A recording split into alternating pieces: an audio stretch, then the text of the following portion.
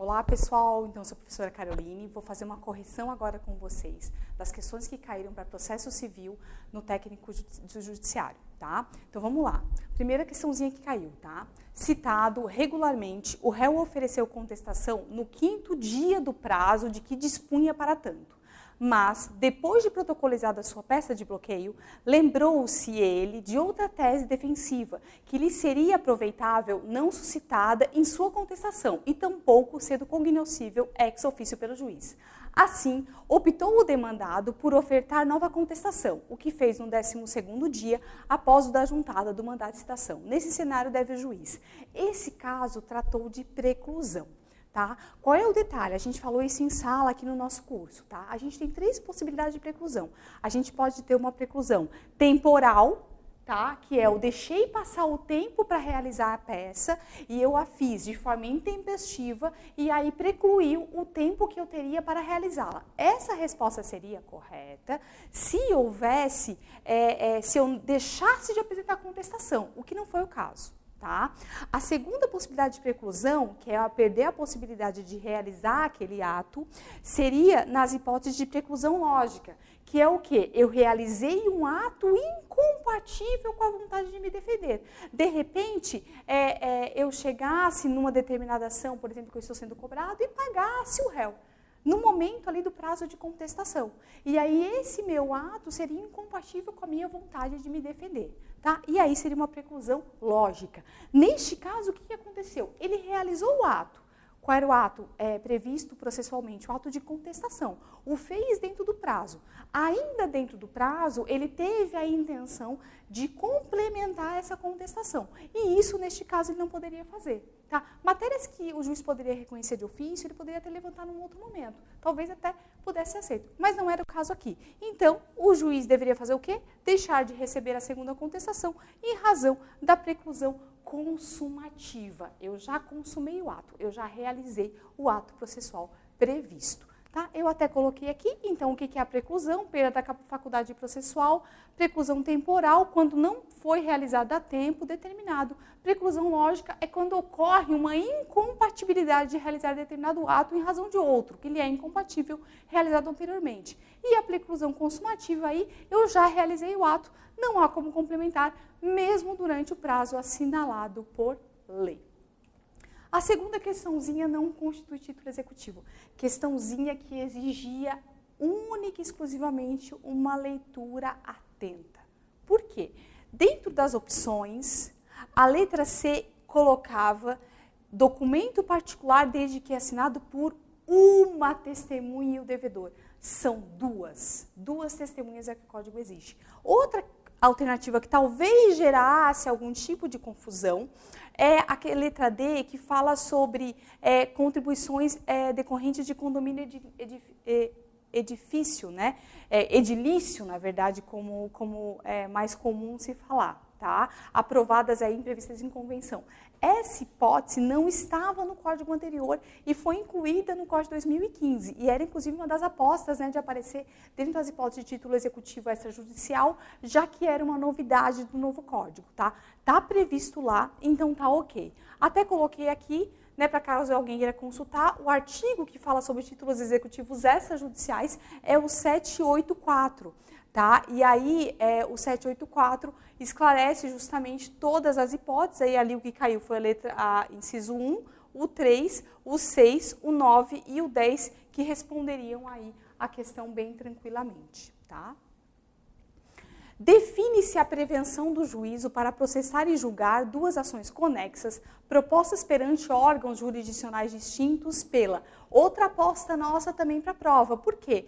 Porque isso também foi uma modificação ou um esclarecimento trazido pelo novo código, né, pelo Código 2015, que fixou única e exclusivamente no momento da distribuição a verificação do juiz chamado juiz prevento. Tá? E isso eu tenho como esclarecimento lá no artigo 43 e ainda no artigo 59, que diz: 43, determina-se a competência no momento do registro ou da distribuição da petição inicial. E lá no 59, aí ele fala que o registro ou a distribuição da petição inicial torna prevento o juízo. Então, fixa onde será a competência para análise daquele caso.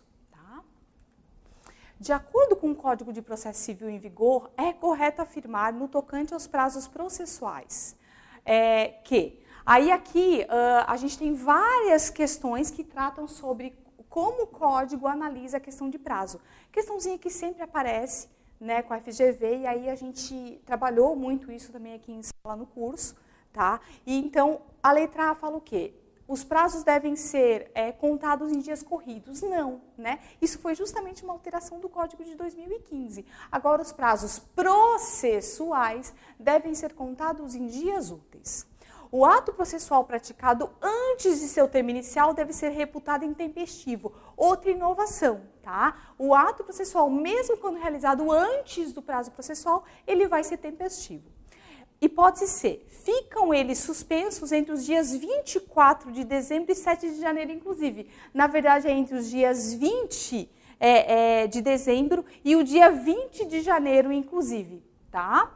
Não havendo regra legal ou prazo fixado pelo juiz, será de 5 dias o prazo para a prática de ato a cargo da parte. E aí isso está corretinho, tá? Se o juiz não fixar, o prazo vai ser de 5 dias, tá? E não havendo prazo legal específico, obviamente. E, salvo disposição em contrário, são eles contados excluindo-se o dia do começo e não incluindo-se o do vencimento. Aí o do vencimento, sim, você inclui, tá? E aí também na correção, artigo 219, que fala do cômputo do prazo apenas em dias úteis, o artigo 218, tá? Que fala que vai ser de 5 dias quando não houver previsão, né, para realização de água a cargo da parte, tá?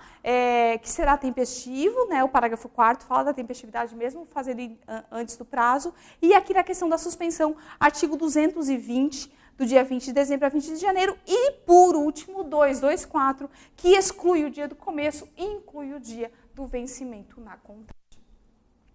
Marcelo, menor absolutamente incapaz, devidamente representado, sem requerer o benefício da gratuidade de justiça, propôs uma ação de indenização em face de uma empresa particular, pedindo ressarcimento de dano material de R$50 mil.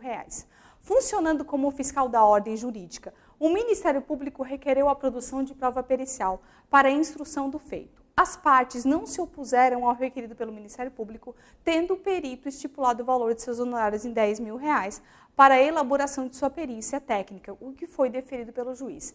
Nesse sentido, incube. O gabarito dado pela prova foi letra A, ao autor adiantar os R$10 mil referentes ao valor da perícia. Tá? Isso é uma interpretação do que está disposto lá no artigo 82, parágrafo 1º do Código, que diz: incube ao autor adiantar as despesas relativas ao ato cuja realização o juiz determinar de ofício ou a requerimento do Ministério Público, quando sua intervenção ocorrer como fiscal da ordem jurídica. E é bem aqui, né? O Ministério Público, a sua intervenção foi como fiscal da ordem jurídica. O que eu até coloco depois, tá? E até informei nossos alunos sobre isso, o artigo 95 e 91 do Código, ele trata especificamente sobre a parte de perícia. Tá? E na hora que ele fala das despesas com a perícia, ele traz algumas disposições que poderiam gerar questionamento nessa questão. Por quê? Lá no artigo 95 ele fala o seguinte, que cada parte adiantará a remuneração do assistente técnico que houver indicado, sendo a do perito adiantada pela parte que houver requerido a perícia, ou rateada quando a perícia for determinada de ofício ou requerimento por ambas as partes. Então, aqui, apesar de ser um ato de ofício, aqui eu teria um rateio. Veja que no 82, se o ato fosse de ofício, o autor iria antecipar. Então, há uma contrariedade. Ah, professora, mas aqui não fala de MP. Não.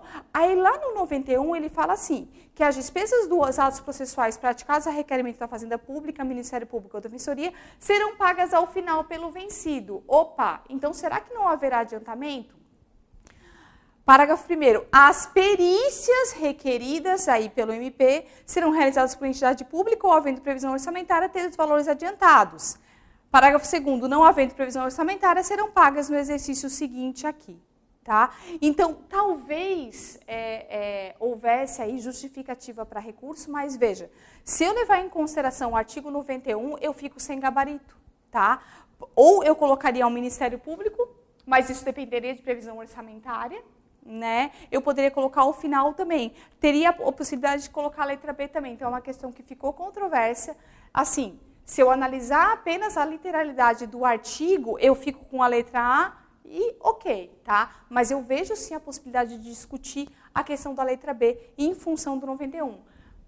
Outro detalhe, aqui o 82 fala quando ele funciona como fiscal da ordem jurídica. Aqui é de forma geral, né? E aí poderia se colocar que é mais específico, então quando trata de fiscal da ordem jurídica é 82. Por outro lado, poderia-se também afirmar, não, mas o 91 é mais específico, porque fala de prova pericial. Então, pode gerar sim uma confusão aqui, tá?